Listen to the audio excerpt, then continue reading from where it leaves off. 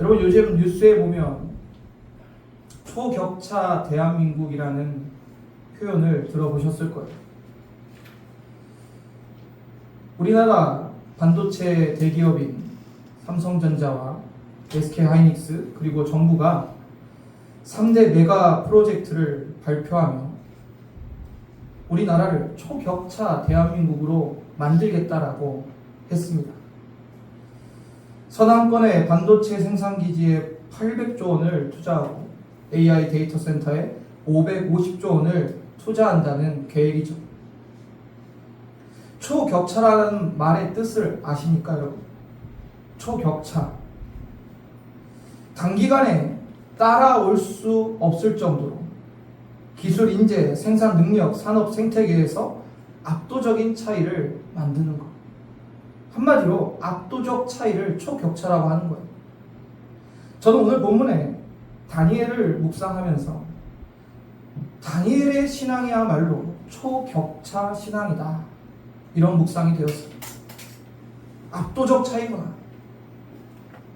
여러분, 다니엘은요, 나라가 망하고 성전이 무너지고 포로로 끌려가서 자기 이름과 언어와 생활 환경까지 다 바뀌었어요. 그러나 그는 하나님을 향한 중심은 바꾸지 않았습니다. 다니엘의 신앙은요, 그 신앙을 지키기 가장 어려운 환경에서 하나님을 끝까지 선택하는 신앙이었어요. 그런데 우리의 신앙의 현 주소는 어떻습니까?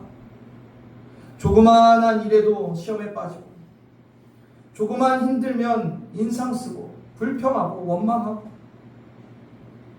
앞으로 몇 주 동안 다니엘의 신앙을 묵상하며 초격차 신앙 시리즈를 말씀의 은혜를 나누고자 합니다. 다니엘의 초격차 신앙은 우리가 정말 본받아야 될 신앙의 모습입니다. 말씀을 나누면서 귀한 영적 도전과 결단이 있으시기를 주님의 이름으로 축원합니다. 오늘 본문의 초격차 신앙은 환경에 이끌려가는 신앙이 아닙니다. 모든 것이 바뀌어도 하나님을 향한 중심이 바뀌지 않은 신앙이었어요. 신앙은 환경이 좋아야 유지가 되는 것이 아닙니다. 진짜 신앙은 상황과 환경이 나쁠 때 드러나게 되어 있습니다. 모든 것이 편안할 때, 내가 원하는 대로 이루어질 때는 누구나 하나님 잘 믿는 것처럼 보여요. 그러나 뜻밖의 고난이 다가오고 어려움이 찾아오고 손해를 감수해야 되고 사람들의 시선과 하나님의 말씀이 충돌할 때 그 사람의 진짜 신앙이 드러나는 겁니다. 오늘 본문의 배경을 함께 보시겠습니다. 다니엘이 바벨론에 끌려갈 때가 주전 605년경으로 보여요. 바벨론의 느부갓네살 왕이 예루살렘을 침공하고 유다의 왕족과 귀족 가운데 뛰어난 젊은이들을 포로로 끌고 갔어요. 다니엘이 단순히 고향을 떠나서 바벨론으로 유학 간 게 아니라 나라가 무너지고 예루살렘이 공격당하고 성전의 선물들을 빼앗겨 바벨론 신전에 옮겨지는 상황 속에서 가족들과 헤어지고 다시 고향으로 돌아갈 보장도 없을 때, 그때가 지금 다니엘의 상황입니다. 바벨론으로 간 다니엘. 바벨론은요, 다니엘에게 그의 모든 마음의 중심을 바꾸려고 했어요. 바벨론의 전략이 무엇입니까? 그의 정체성을 바꾸려 했습니다. 그의 정체성을 완전히 바꿔서 바벨론의 사람으로 만들려고 했어요. 언어를 바꾸고 이름을 바꾸고 먹는 음식까지 바꾸게 하려고 했습니다. 여러분, 다니엘의 이름의 뜻을 아십니까? 하나님이 재판장이십니다 라는 뜻이에요. 근데 그의 이름을 베드사살, 바벨론의 신에 연관된 이름으로 바꿨어요. 그리고 그의 친구들 하나냐, 미사엘, 아사라도 사드락, 메삭, 아벳느고로 이름을 바꿨죠. 그 이름 속에 들어있는 하나님의 흔적을 지우려고 했어요. 바벨론이 그들에게 뭐라고 말하고 있는 겁니까? 이제 너희는 하나님의 백성이 아니야. 너희는 바벨론의 사람이야. 너희 과거를 잊어. 너희가 믿던 하나님을 잊어라. 우리가 주는 것을 먹고 우리가 가르치는 것을 배우고 우리가 원하는 사람이 되라. 이게 바벨론의 전략이었어요. 이름을 바꾸고 언어를 바꾸고 다니엘의 정체성을 바꾸려고 했지만 바꾸지 못했던 게 있어요. 바꿀 수 없는 게 있어요. 바로 다니엘의 마음이었어요. 다니엘의 생활 환경은 바꿀 수 있어도 그가 하나님을 향한 그 중심, 다니엘의 중심은 바꿀 수가 없었습니다. 다니엘의 몸은 바벨론으로 끌고 갈 수 있었어도 그의 영혼까지 바벨론의 사람으로 만들 수가 없었던 거예요. 본문의 중심 구절이죠. 8절을 같이 읽어보겠습니다. 다니엘은 뜻을 정하여 왕의 음식과 그가 마시는 포도주로 자기를 더럽히지 아니하라 하고 자기를 더럽히지 아니하도록 환관장에게 고하니. 결정적인 말씀이에요. 결정적인 말씀. 여기서 뜻을 정하여가 중요해요. 뜻을 정하여. 뜻을 정하여. 히브리어로 와야셈 다니엘알 리보라는 건데 직역하면 다니엘이 자기 마음 위에 두다. 자기 마음에 확실하게 놓았다라는 뜻이에요. 다니엘이 단순히 마음속으로 좋은 생각을 한 것이 아니에요. 가능하면 그렇게 해야지. 상황이 허락하면 믿음을 지켜야지. 막연하게 생각한 거 아닙니다. 하나님 앞에 분명한 기준을 세웠어요. 내가 여기까지 받아들일 수 있지만 이 선은 넘지 않겠다. 다른 것은 빼앗겨도 하나님을 향한 믿음은 빼앗기지 않겠다. 손해는 볼 수 있지만 하나님을 배반하지 않겠다. 사람들에게 인정받지 못할 수 있지만 하나님 앞에 부끄럽게 살지는 않겠다. 다니엘은 뜻을 정한 겁니다. 그 마음의 기준을 분명히 했어요. 영적인 경계선을 그었다는 거죠. 사랑하는 성도 여러분, 신앙생활의 중요한 것은 문제가 닥친 다음에 결정하는 게 아니에요. 문제가 닥치기 전에 뜻을 정해야 돼요. 유혹이 찾아온 다음에 어떻게 할까 고민하면 이미 유혹에 넘어가요. 이미 늦어요. 부족한 이익 앞에서 내가 다음에는 정직하게 해야지. 마음이 흔들려요. 화가 머리 끝까지 난 다음에 말을 조심해야지. 안 돼요. 이미 상처 주는 말이 나오게 됩니다. 믿음은요, 다니엘처럼 미리 뜻을 정하는 거예요. 신앙은 순간적인 감정이 아닙니다. 감정이 좋을 때는 신앙생활하고 감정이 나쁠 때는 신앙생활 안 하는 게 아니에요. 하나님 앞에 내가 거룩한 결정을 해야 돼요. 우리가 뜻을 정하지 않으면요, 환경이 우리의 뜻을 대신 정해줍니다. 세상의 분위기가 우리의 기준을 정해주는 거예요. 주변 사람들이 가는 방향이 나의 방향이 되는 겁니다. 그러나 뜻을 정한 사람은요, 환경이 바뀌어도 그 중심이 바뀌지 않습니다.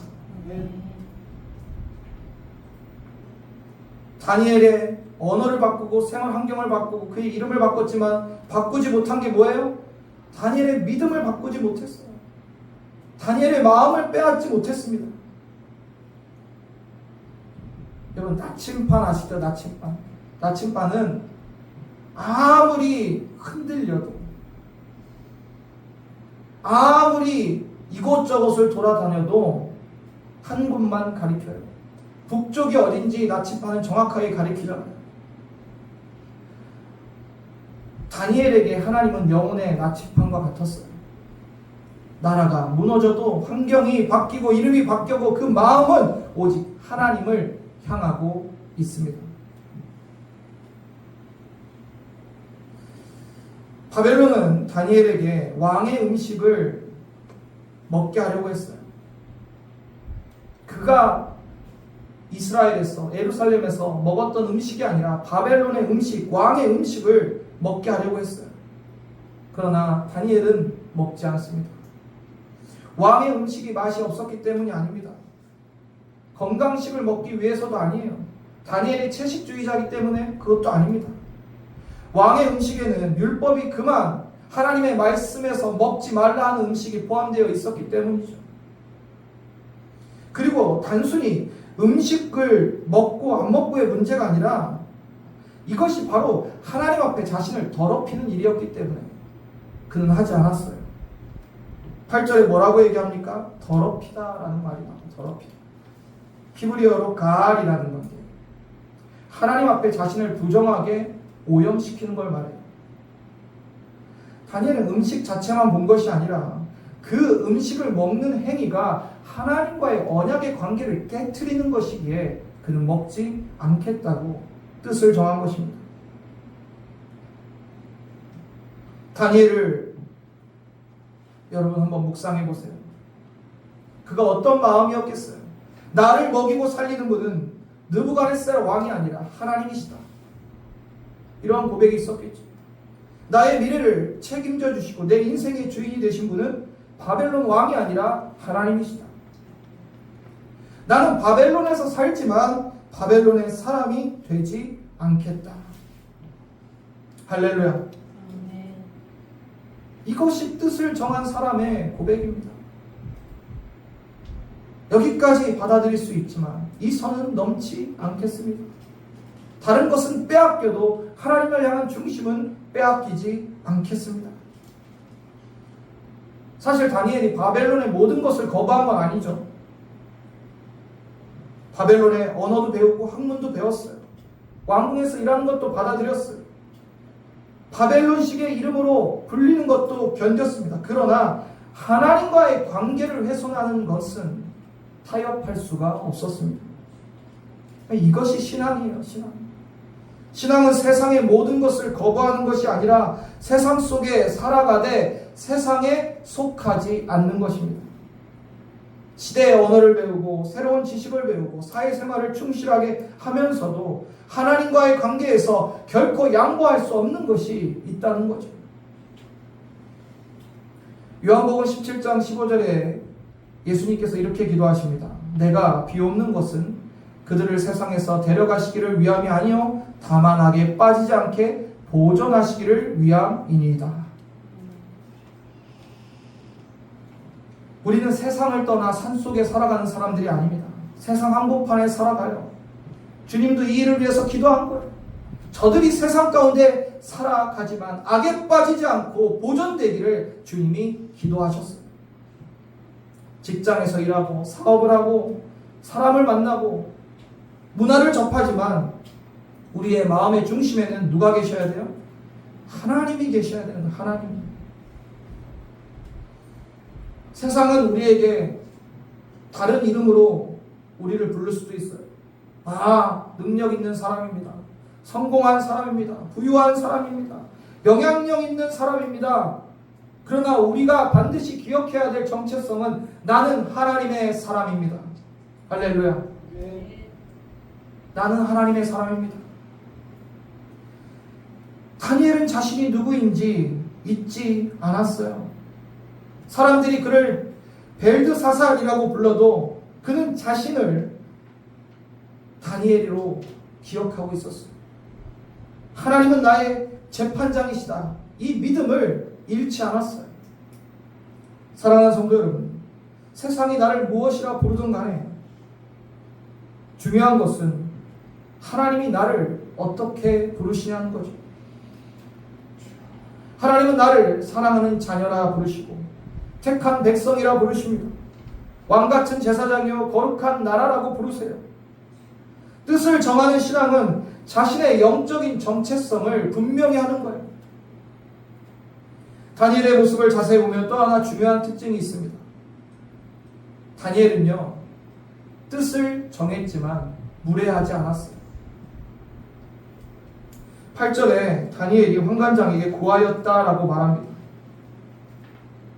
다니엘이요 환관장이 그 주는 왕의 음식을 집어 던졌습니까? 이 음식을 먹으면 나 하나님과의 관계가 깨지니 먹을 수 없다라고 집어 던지지 않았어요. 담당자를 향해서 소리 지르지도 않았어요. 나는 하나님의 사람이니 당신들과 다르다고 무시하지도 않았어요. 다니엘의 방식은 어떻습니까? 자신의 믿음과 형편을 정중하게 설명하고 허락을 구했어요. 신앙의 확신과 인간적인 아집과 고집은 달라요. 믿음이 강하다고 해서 그 말투가 거칠어서는 안 돼요. 신앙을 지킨다는 이유로 다른 사람에게 상처를 주거나 무례하게 행동해서도 안 됩니다. 뜻은 단단하고 태도는 온유해야 돼요. 그게 세상 속에 살아가는 신앙인의 모습이에요. 세상은 우리에게 하나님을 떠나라고 하고 너희 하나님이 어디냐고 물고 우리에게 질문하지만 우리는 그들에게 뜻을 단단하게 세우고 태도는 온유하게 복음을 전하고 우리 하나님이 어떤 분이신지 말할 수 있어야 돼요. 9절을 보시면 하나님이 다니엘로 하여금 환관장에게 은혜와 긍휼을 얻게 하신지라. 다니엘이 뜻을 정하고 환관장에 구하자 하나님께서 그 사람의 마음을 움직였어요. 그리고 하나님께서 다니엘을 도우십니다. 여러분, 다니엘서의 진짜 주인공은 다니엘이 아니라 하나님이십니다. 다니엘서 1장을 보면 2절에 주께서 유다 왕 여호야긴과 하나님의 전 그릇 얼마를 그의 손에 넘기시매. 또 9절을 보면 하나님께서 다니엘로 환관장에게 은혜와 긍휼을 얻게 하셨다. 또 17절에 하나님께서 내 소년에게 학문을 주시고 모든 서적을 깨닫게 하셨다고 말씀하고 있어요. 주어가 하나님이에요. 하나님이 주셨다. 하나님이 하셨다. 이게 반복돼요. 나라가 무너진 것 같아도 하나님은 여전히 일하고 계셨고, 느부갓네살 왕이 역사의 주인공처럼 보여도 진짜 역사의 주인공은 하나님이셨어요. 다니엘이 뜻을 정할 수 있었던 이유도 살아계신 하나님이 계셨기 때문이에요. 하나님이 온 세상과 역사를 주관하고 다스린다는 믿음이 있었기 때문이죠. 하나님은 살아계신다. 하나님은 나를 보고 계신다. 하나님은 나를 책임지신다는 이 믿음이 있었기에 뜻을 정할 수 있었던 것입니다. 뜻을 정하는 신앙은 인간의 강한 의지로 하는 것이 아닙니다. 하나님을 신뢰하는 믿음에서 나오는 거예요. 환관장은 처음에 다니엘의 요청을 두려워했어요. 왕의 음식을 먹지 않고 채식만 한다는 그들에게 그들의 얼굴이 초췌해지고 그들의 몸이 마르게 되면 그 책임을 자기가 져야 된다는 두려움에 휩싸였어요. 그때 다니엘이 12절에 이렇게 이야기합니다. 청하오니 당신의 종들을 열흘 동안 시험하여 채식을 주어 먹게 하고 물을 주어 마시게 한 후에. 다니엘이 막무가내로 자신의 요구를 밀어붙이는 것이 아니라 열흘이라는 기간을 구체적으로 제안합니다. 열흘 동안 한번 지켜보시고 시험해 보소서. 여러분, 믿음에는요 지혜가 필요해요. 직장과 사업장에서 내 신앙의 기준을 지키려고 할 때도 마찬가지입니다. 무조건 충돌하는 것이 믿음이 아니에요. 정직하고 지혜롭게 대안을 제시할 수 있어야 돼요. 상대방의 입장도 생각하면서 하나님의 뜻을 지킬 방법을 찾아야 됩니다. 다니엘은 지혜가 있었어요. 그래서 열흘 동안 지켜보고 우리가 어떤 모습인지 확인하소서라고 환관장에게 얘기합니다. 열흘 동안 채소와 물만 먹었던 다니엘, 어떤 일이 일어났을까요?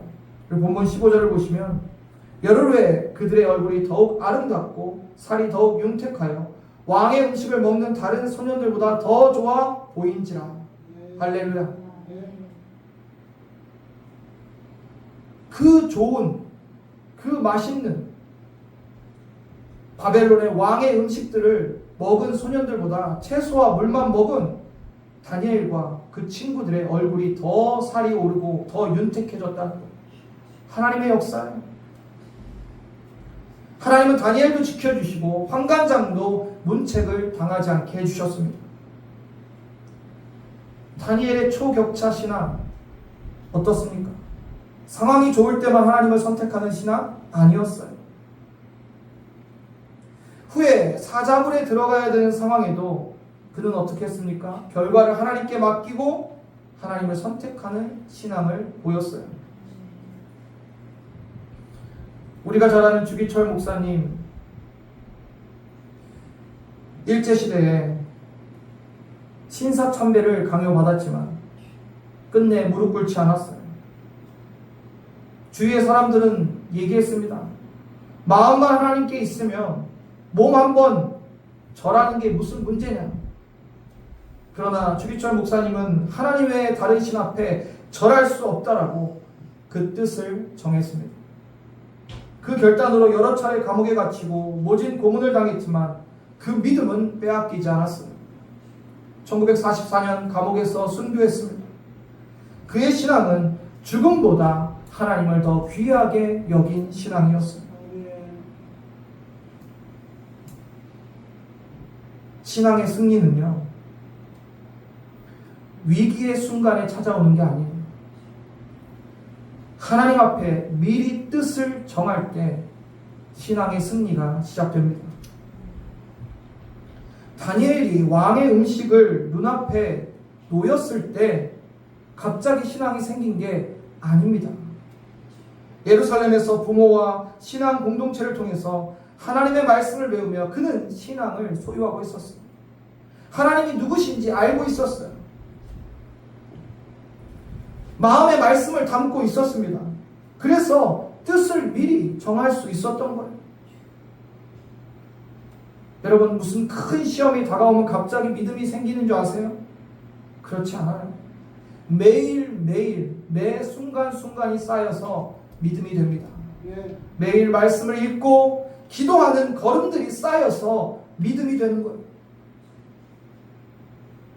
여러분, 우리가 뜻을 정하지 않고 살아가면 그날의 기분에 따라서 살아가요. 그냥 기분이 태도가 돼요. 형편이 좋으면 감사하고 어려우면 원망합니다. 사람들이 칭찬하면 충성하고 인정해주지 않으면 포기합니다. 그러나 뜻을 정한 사람은 감정이 아니라 믿음으로 살아가요. 다니엘의 마음에는 하나님이 있었어요. 그 중심에 하나님이 있었어요. 여러분, 신앙은 결국 중심 싸움이에요. 중심. 우리 마음의 중심을 세상과 사람에 두느냐 아니면 하나님과 그 말씀에 두느냐의 싸움이에요. 오늘 우리가 뜻을 정해야 될 자리가 어디입니까? 아무리 바빠도 하나님을 먼저 예배하겠습니다. 예배의 자리에 뜻을 두시길 바랍니다. 손해를 보더라도 신앙인의 양심을 팔지 않겠습니다. 상처를 주는 말과 험담의 자리에 서지 않겠습니다. 보이지 않는 곳에도 거룩을 지키겠습니다. 가정에서 성공보다 하나님 경외함을 먼저 가르치겠습니다. 이것이 우리가 뜻을 정해야 된 자리이지 않겠습니까? 한 가지 더 기억하시길 바랍니다. 우리가 이러한 결심만으로 끝까지 믿음을 지킬 수 있는 게 아니에요. 베드로가 예수님께 큰 소리 쳤었죠. 모두 주를 버릴지라도 나는 결코 주를 버리지 않겠습니다. 주와 함께 죽을지언정 주님을 부인하지 않겠습니다. 뜻을 정한 것처럼 보였지만 그는 자신의 의지로 했어요. 결국 예수님을 3번 부인하게 됐죠. 그러므로 우리의 결단은요, 반드시 기도로 이어져야 되고 성령님의 도우심을 구해야 돼요. 기도하지 않고 뜻을 정한 믿음의 삶을, 그 신앙을 이루어갈 수가 없었어요.